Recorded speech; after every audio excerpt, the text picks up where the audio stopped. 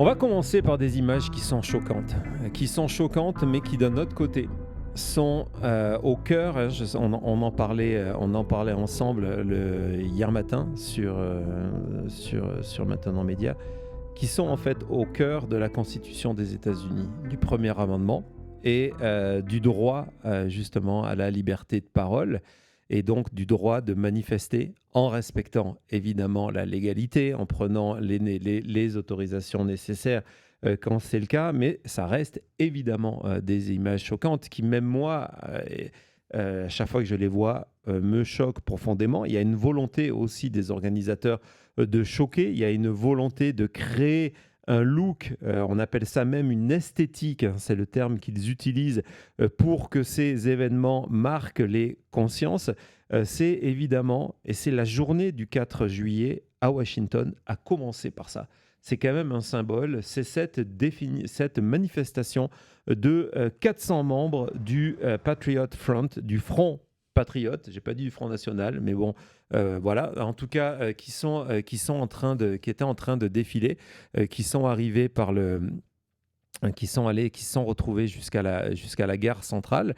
On va voir, on a plusieurs images. On les voit ici prendre tous le métro. Alors vous remarquez que ils ont tous la même, c'est leur tenue officielle, le polo bleu, le kaki, et puis le masque, la casquette, etc., etc. C'est pas la première fois que je vous parle d'eux, mais il faut en parler parce que c'est aussi une réalité. Et c'est un symbole de l'Amérique de Donald Trump. Hier, la plupart, il y avait des manifestations. Il y a eu une manifestation pro-démocratie. La plupart étaient annulées. C'est un point qui est important à cause de la chaleur.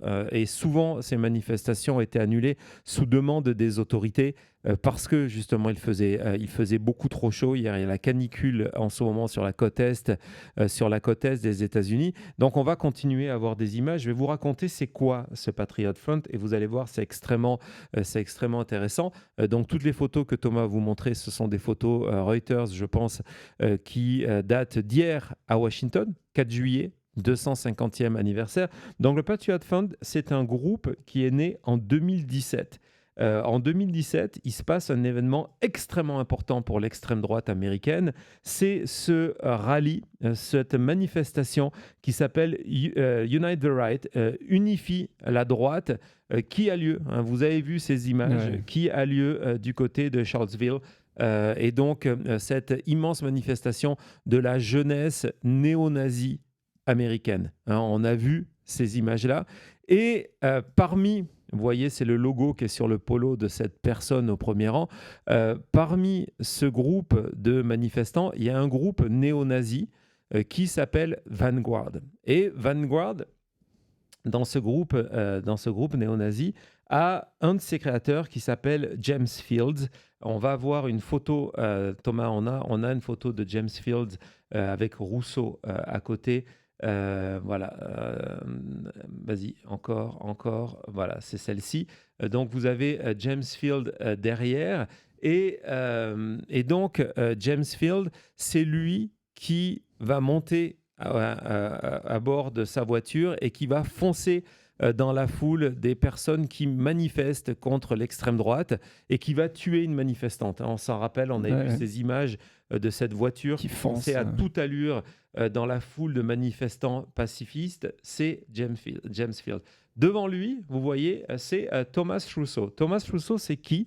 C'est un adolescent. À l'époque, c'est un adolescent qui vient du Texas, encore une fois, qui vient de la banlieue de Dallas et qui est un néo-nazi. Il fait partie de ce même groupe que James Field, que Vanguard. Et donc, il se rend compte à ce moment-là qu'il faut créer un nouveau groupe et il va devenir, Rousseau, le créateur de Patriot Fund parce que se dit, voilà, là, la marque Vanguard avec James Field qui va être condamné à 400 ans de prison. 400 ans de prison, c'est pas bon. Et c'est lui qui va créer ce nouveau groupe et qui va s'inspirer de la culture online. Et donc, c'est aujourd'hui encore lui qui est à la tête, Rousseau, de ce Patriot Fund. Et c'est lui qui a cette idée. Maintenant, il a 22 ans. Imaginez, c'est un jeune Américain de 22 ans qui est à la tête de ça. Et donc, c'est lui qui va avoir cette idée de ces flash mobs, de ces manifestations flash avec ce look-là, où on va défiler dans les villes, souvent en faisant avec un chant unique qui est on veut se réapproprier l'Amérique.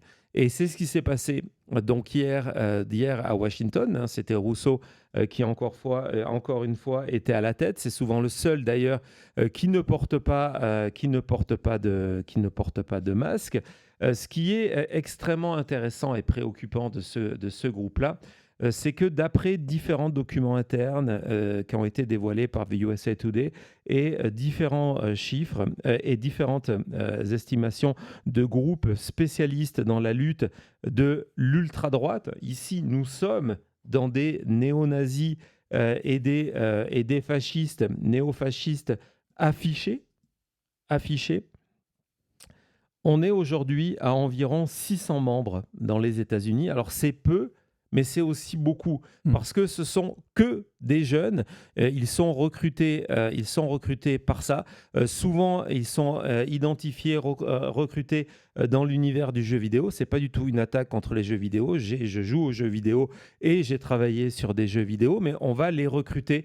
Ça fait partie. Je sais que vous avez eu un drame il y a quelques jours à Montréal. Ce sont souvent des incels qui sont recrutés là pour faire partie de ce groupuscule. Et ce qui est extrêmement troublant, c'est que cette dernière année, et c'est un phénomène, on en avait parlé plusieurs fois, qu'on a déjà vécu sous Trump 1, où le nombre d'attaques racistes et le nombre d'attaques liées à la haine ont explosé sous Donald Trump.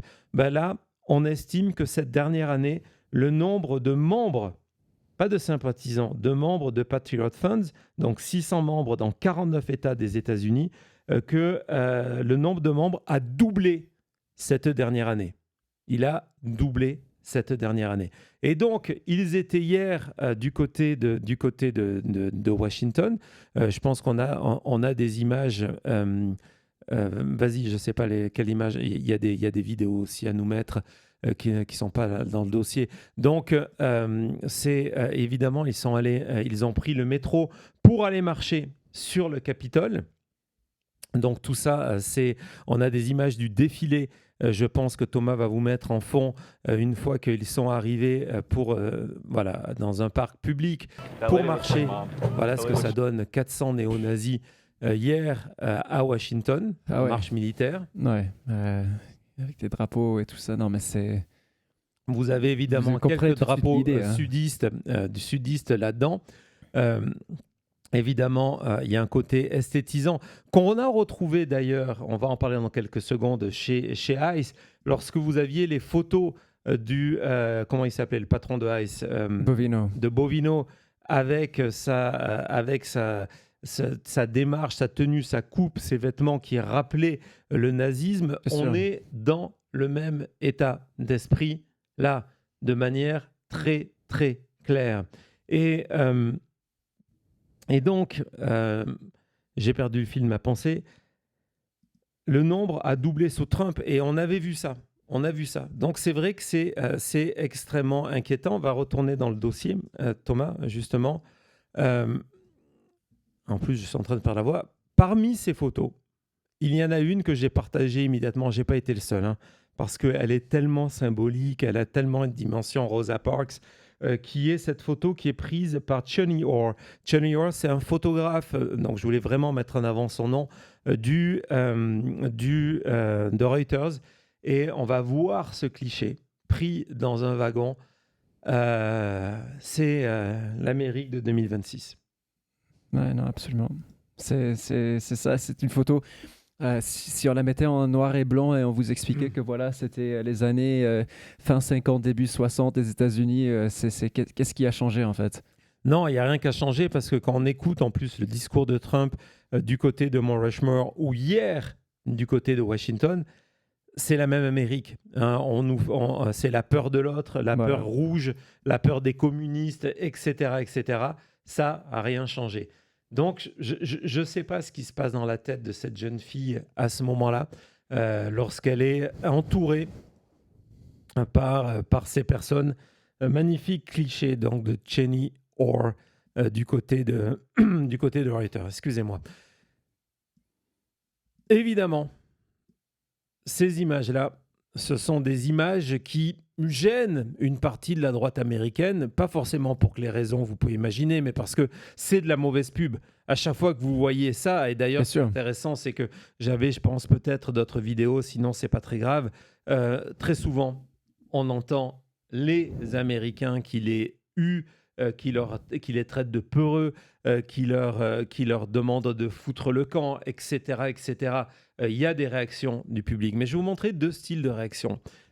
Une qui est plus grave que l'autre, c'est évidemment à chaque fois qu'il y a ce genre d'illustration du côté des influenceurs MAGA, on explique c'est des faux, c'est le FBI qui s'est déguisé.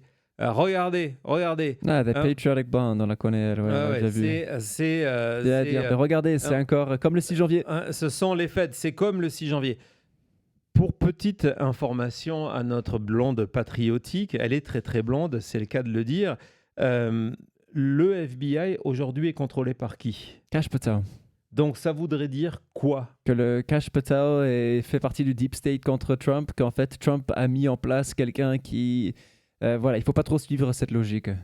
Et donc, ça, c'est un. Mais le pire, ça c'est déjà nul, mais le pire, évidemment, c'est le message suivant parce qu'il vient d'une personne qui a une plateforme qui est très vue, énormément vue. On voit que près de 4 millions de personnes ont vu son message. Donc, c'est Laura Ingraham qui dit bah, c'est faux, I call fake. Ça, c'est Antifa en costume. Antifa en costume. Et puis, elle conclut par cette phrase pleine d'ironie. Je ne sais pas si elle s'en est rendu compte, elle nous dit que personne ne devrait être autorisé à se couvrir le visage. On est bien d'accord pour une fois, Laura Ingraham. J'ai deux photos à montrer pour conclure ce petit sujet. On ne devrait pas couvrir sa face. Ah, c'est Ice. Ah, d'accord, ok. On ne devrait pas couvrir son visage. Moi, je suis d'accord avec ça. Je ne suis pas certain que sous ces photos-là, Laura Ingraham disent que personne ne devrait. Mais bon, au-delà de l'ironie du message de Laura Ingraham, c'est vraiment extrêmement dangereux. Quand quelqu'un qui est journaliste, qui est quelqu'un qui a de l'influence, qui peut vérifier de manière extrêmement simple ce que je vous ai raconté, elle peut vous parler de Thomas Rousseau, elle peut vous parler de James Field, elle peut vous parler de ce qui s'est passé à Charlottesville en 2017, elle peut vous parler de l'affluence de ce groupe-là, elle peut vous dire que ce groupe-là ne cache pas, hein, ils ont une chaîne Telegram que je suis pour des raisons professionnelles, donc ils ne se cachent pas sur leur chaîne Telegram que de leur admiration pour Hitler, qu'ils sont des néo-nazis. Ils ne se cachent pas de leurs origines dans d'autres groupes néo-nazis. Donc voilà, il n'y a rien de faux. Il n'y a rien de faux dans tout ça. C'est une réalité aux États-Unis en 2026, 250 ans. Alors après, la question, c'est de se dire, est-ce qu'on devrait autoriser ou pas? Mais d'un autre côté, on peut dire non.